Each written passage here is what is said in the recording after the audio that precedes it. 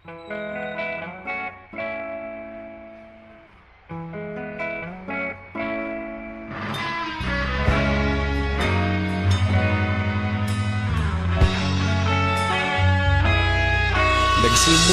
ang lahat sa eskwela, nagsama-samang 12, sa kalokohan at sa tuksuhan, hindi maawat sa isa't isa.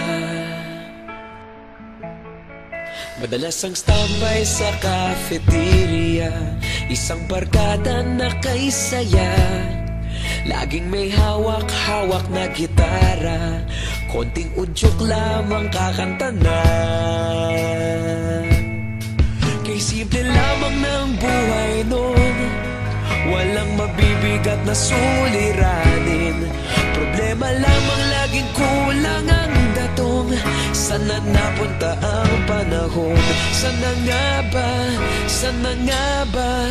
Sana napunta ang panahon?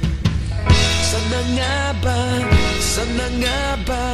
Sana napunta ang panahon? Sa unang ligaw kayo'y magkasama, magkasabwat sa pambobola.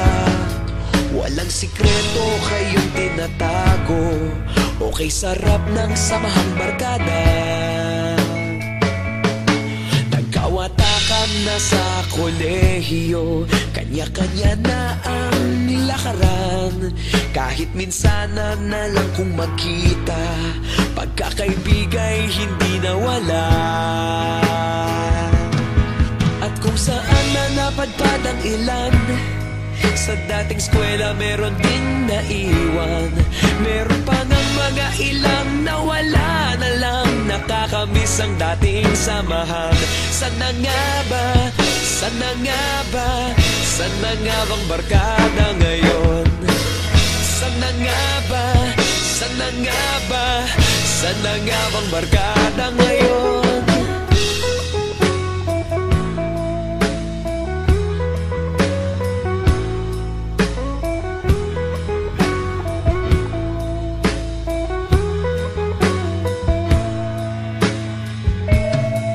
Ilang taon din ang nakalipas, wala pa sa aming tatay na nagsusumikap upang yumaman at kuminhawang kinabukasan.